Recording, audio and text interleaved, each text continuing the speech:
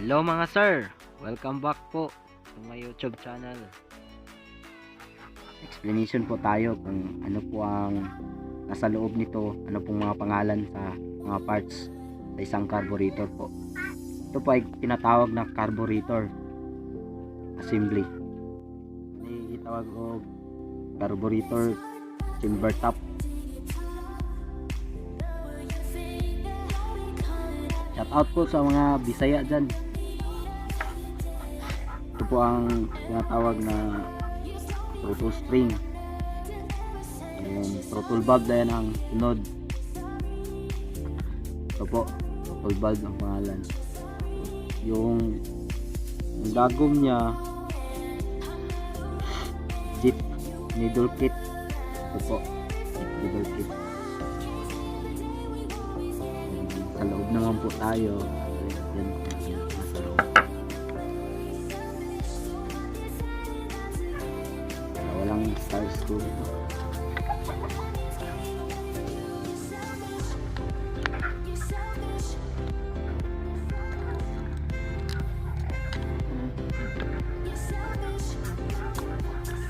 Yan po. Ito po ang tinatawag na float chamber. Gasket po. Ito po yung gasket nya.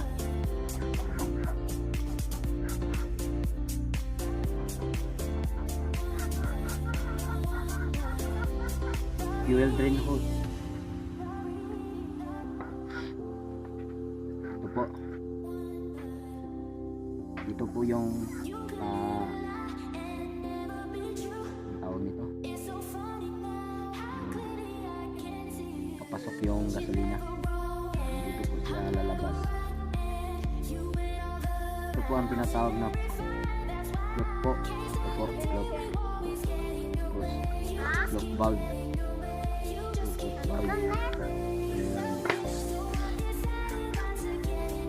Minjes o pilot chip po. Yung shock po, ito po yung shock na yung iba yung style ng shock yung carburetor. Ito po yung tinatawag na throttle stop screw po, yung mga adjust ka ng minor dito po. Then ito po yung pilot screw kit, yung mag-adjust ka ng hangin, yung fuel mixture po, fuel mixture dito po. Yan na po, ito na po yung kaloob ng isang carburetor ng. Ito po yung tinatawag nila na 24mm na carburetor, racing carburetor po tawag nila nito. Yoshi-R po ang brand. Ayan po.